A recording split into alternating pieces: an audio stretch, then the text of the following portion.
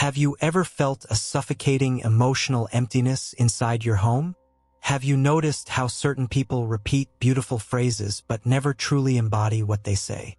How they twist facts, play the victim, and at the same time leave you emotionally drained?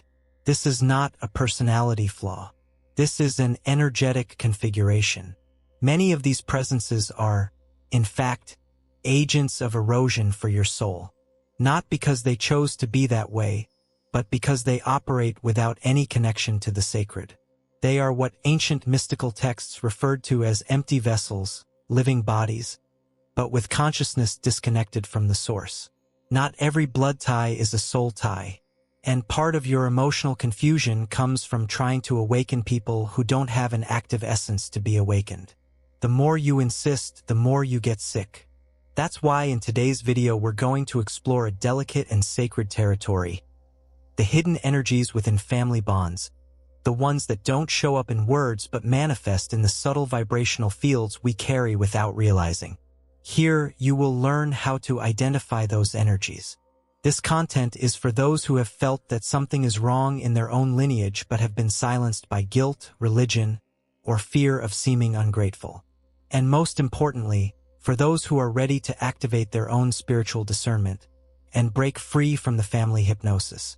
Now let's begin. Some families function like an emotionally disconnected system. You try to get closer, explain how you feel, create genuine bonds. But what you receive in return is coldness, irony, emotional manipulation, or a silence that paralyzes you. And this keeps happening. The more you give of yourself, the more the relationship drains you. The problem isn't just a lack of communication. It's the absence of an active soul in the relationship. There are people within your own family who operate on autopilot. They live disconnected from themselves, and because of that, they can't connect with anyone. This creates confusion because it's not visible. You grow up thinking that this is normal, that feeling fear, guilt, or tension around the people who raised you is just part of life. But little by little, your body starts giving you signs. Anxiety, unexplained anguish, a sense of not belonging. The soul begins to reject the environment, even if the mind insists on keeping everything as it is. And the truth is hard. Not every family relationship is a safe space. Many times, what you call family is actually a field of emotional conditioning. You learn to suppress what you feel, to avoid conflict, to pretend everything is fine just to keep the appearance of peace. But inside, you're imploding. If you feel like you've been erasing yourself for years to maintain these connections, it's not an exaggeration. It's real. And it needs to be seen with honesty, because there's a hidden pattern here. A type of energy that resists transformation, that doesn't accept authenticity, that prefers you to stay limited, restrained, predictable. Family bonds are sacred when there is presence, truth, and mutual growth. Without that, they're just cycles of pain disguised as tradition. Emotional mimicry is one of the most effective forms of energy drainage within families. It creates the illusion of closeness, but in practice, it keeps you stuck in an expectation that never becomes reality. You keep trying to please, hoping for recognition that never comes. These are the kinds of people who seem empathetic but aren't.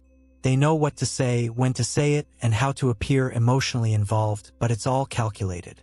No gesture comes from a real connection. It's a performance. It's a simulation of affection used as a strategy for control, image management, or convenience. People who operate this way aren't necessarily bad, but they are disconnected from their own essence. They repeat family patterns, use pre-made phrases, apply moral rules they don't follow themselves. They've learned that seeming is more important than being. And as long as you keep falling for that performance, you'll doubt your own perception. You'll think you're overreacting, too sensitive, seeing problems where there are none. But the problem is there. It's just not in the gestures.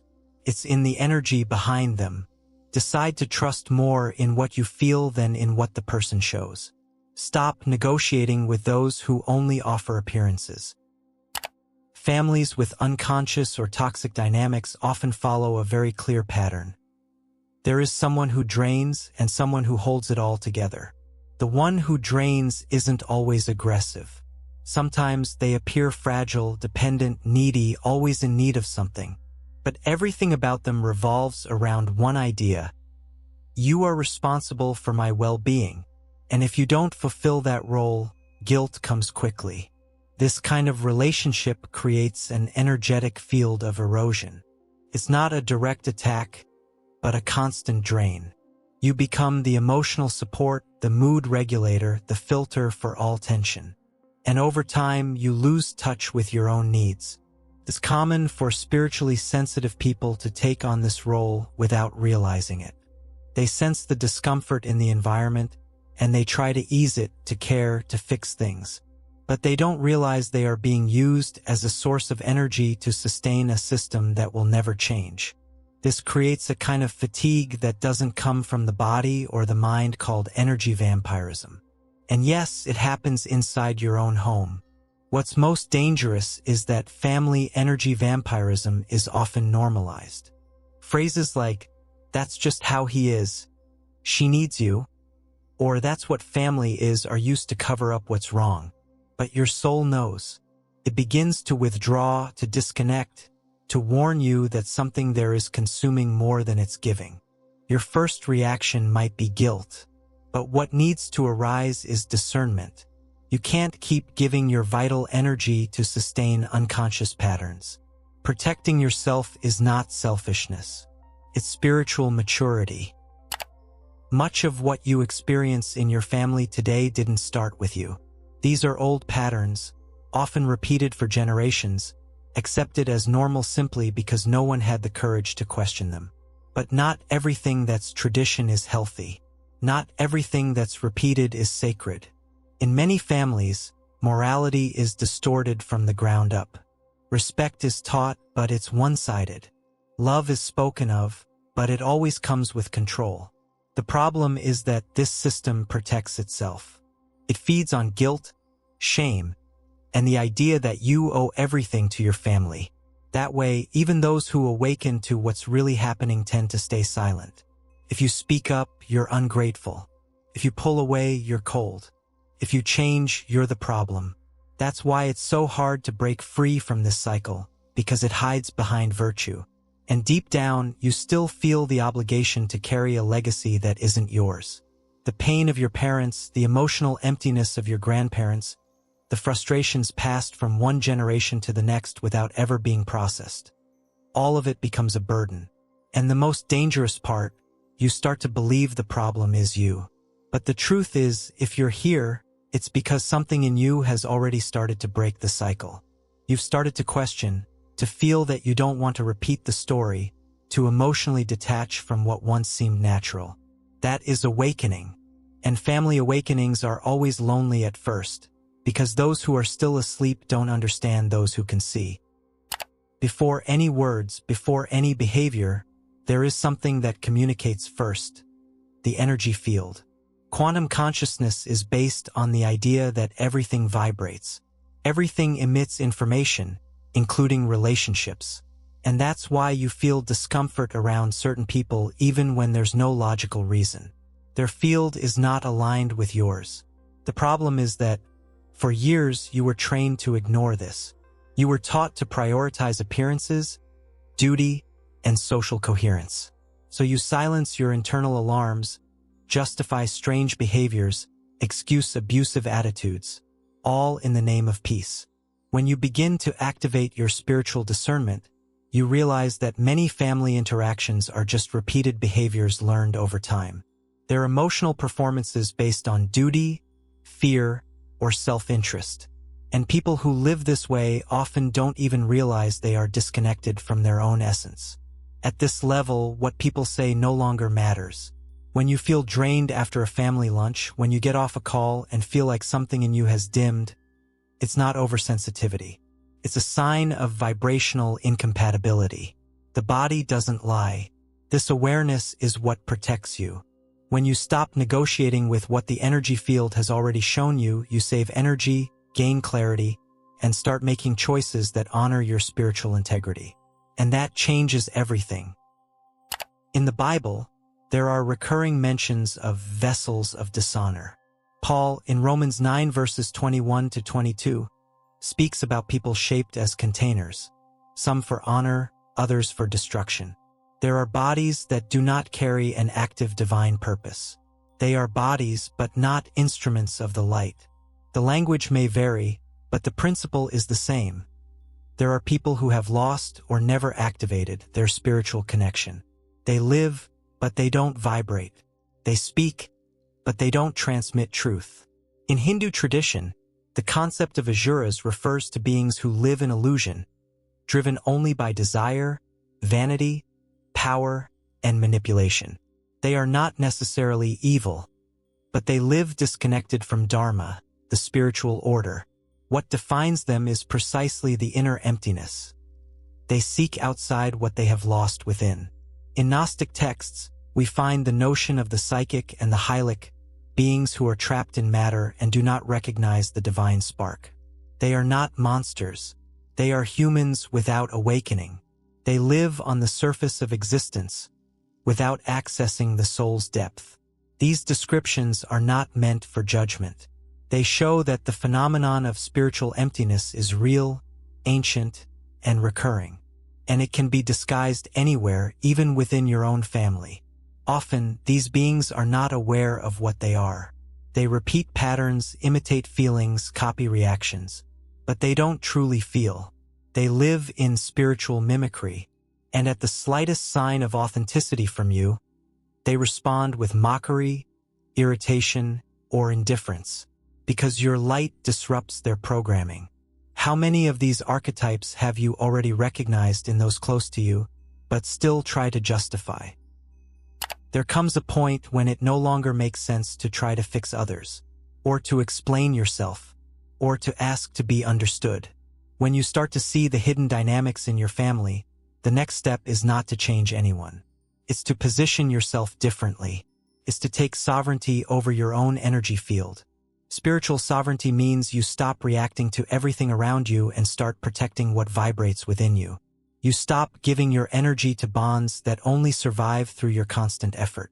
You stop shaping yourself to meet the emotional expectations of those who have repeatedly shown they have no room for your truth. And it starts with simple but firm decisions. Stop explaining yourself to those who don't want to understand. If someone constantly twists your words, manipulates your feelings, or invalidates your pain, arguing is pointless. The focus shifts from convincing to protecting. Set clear boundaries, even if they make others uncomfortable. Saying no to a dysfunctional family dynamic is saying yes to your integrity.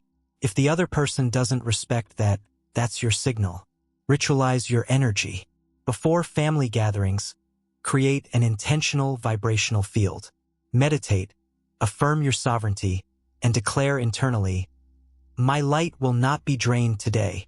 This isn't fantasy. It's energetic practice. Avoid stepping into the role of savior. Many spiritually aware people fall into the trap of trying to heal their families. But awakening is individual. It's not your role to carry others' unconsciousness. Offer light where there is openness. Where there is resistance, remain silent. Practice energetic detachment, even in physical presence. You can be in the same room and still not connect to the other person's field. When you sense manipulation, sarcasm, or depletion, return to yourself. Breathe, center, withdraw your emotional attention from the dynamic. Your sensitivity is a tool, not a burden. When used with awareness, it protects you. It shows you where truth is lacking. And from there, you choose how to move. Spiritual sovereignty begins when you stop fighting for a place in systems that require your shrinking in order to function, and start building within yourself a space of quiet strength, where your peace no longer depends on others' approval, but on your own clarity. There comes a moment when you must choose between continuing to uphold the old family dynamic or honoring your own consciousness. This breaking point doesn't come with drama, it comes with exhaustion. You simply can't ignore what you feel anymore. This is where soul autonomy is born. When you decide you no longer need validation from those who never truly saw you. When you accept that you won't receive apologies, recognition, or change from those who can't even see themselves. When you stop negotiating with emptiness. Often, your family won't come along in this process. And that's okay. Transformation doesn't require everyone to awaken at once. It only requires that someone begin. And if you're here, it's because you already have. You don't need to confront anyone. You don't need to prove anything. You only need to maintain your clarity. Choose presence where there is truth. Choose emotional distance where there is manipulation. Choose silence where there is distortion. And most of all, choose yourself. That is the true invitation of this video, an invitation to vibrational autonomy, to the beginning of your energetic sovereignty. If this message resonated with you, if something stirred inside, take a moment to subscribe to the channel. Leave a comment sharing what touched you most in this video, and share it with someone who needs to hear this. Here, you no longer need to explain yourself. You just need to remember who you are.